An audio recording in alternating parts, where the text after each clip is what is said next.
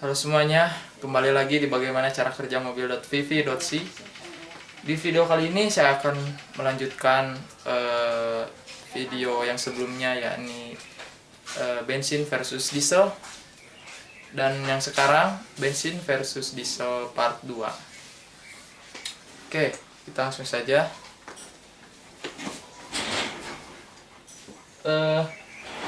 Sudah saya gambarkan di sini berupa mesin bensin dan mesin diesel, yang mana sebelumnya telah dijelaskan bahwa perbedaan dari mesin bensin dan mesin diesel adalah pada langkah hisap adalah campuran bahan bakar dan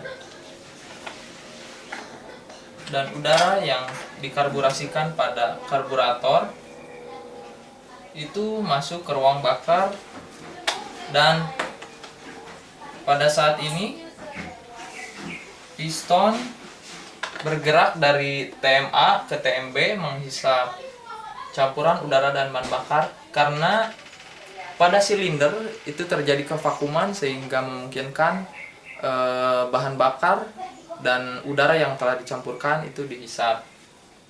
Dan kita ulas pula pada mesin diesel.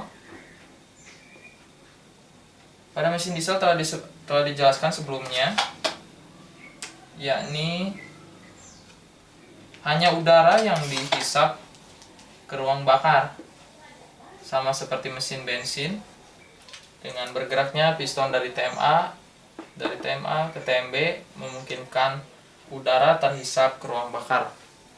Nah, sedangkan pada langkah kompresi itu kedua-duanya sama, namun yang perlu diingat pula bahwa dalam mesin bensin itu yang dikompresikan adalah campuran udara dan bahan bakar yang telah dikarburasikan di karburator, sedangkan pada mesin diesel itu hanya udara yang dimanfaatkan atau dikompresikan. Dan pada langkah usaha, kita tahu bahwa sebelumnya di part 1 mesin bensin versus mesin diesel itu kedua katup, baik katup hisap maupun katup buang, itu tertutup, dan piston bergerak dari TMA ke TMB pula, itu pada langkah usaha. Pada mesin bensin itu yang telah dikompresikan sehingga suhunya naik karena tekanan naik dan temperatur ikut naik, sehingga pada suhu tertentu dengan diinjeksikan bahan bakar terjadilah ledakan yang memungkinkan piston bergerak dari titik mati atas ke titik mati bawah. Dan bedanya pada bensin itu menggunakan busi yang memercikan bunga api, dan pada diesel udara yang telah dikompresikan sehingga suhunya pun itu ikut naik. Pada diesel diketahui menurut sumber, suhu temperatur udara yang dikompresikan itu lebih tinggi daripada mesin bensin, itu sekitar 500 derajat Celcius hingga 800 derajat Celcius. Dan dalam suhu yang terlampau tinggi itu, dengan mudahnya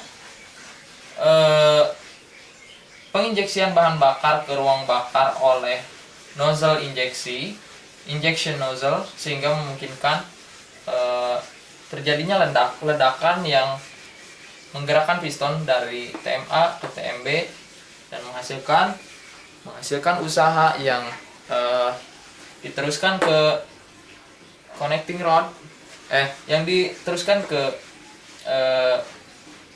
batang torak, lalu ke crankshaft, lalu ke flywheel, ke kopling, transmisi, dan seterusnya. Dan itu nanti akan dibahas pada video-video lainnya tentang drivetrain. Dan kita lanjutkan.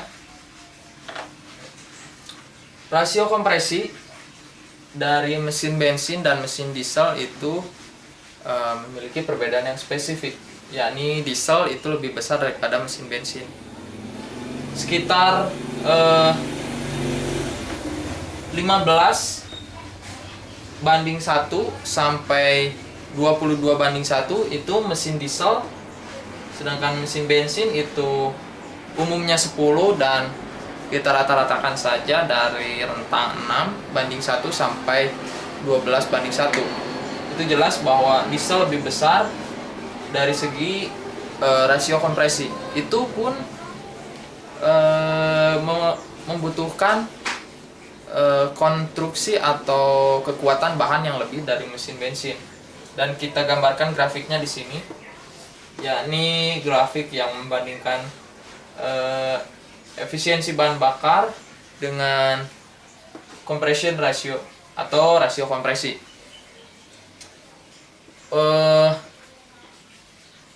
Menurut penelitian, perbandingan efisiensi dengan rasio kompresi itu seperti ini, grafiknya seperti ini, dan kita dapat nilai 10 dari rasio kompresi di sini dan 15 di sini. Dan terlihat jelas bahwa rasio kompresi dari yang 15 mesin diesel itu lebih besar dari segi efisiensi penggunaan bahan bakar. Dan selanjutnya,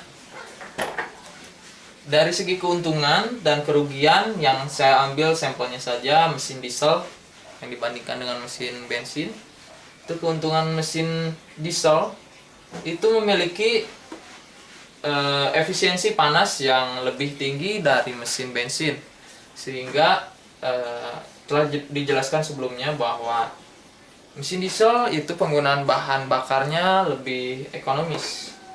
Dan yang kedua itu mesin diesel lebih tahan lama, itu menurut penelitian pula. Dan mesin diesel itu momen tidak berubah pada rentang kecepatan yang berubah-ubah.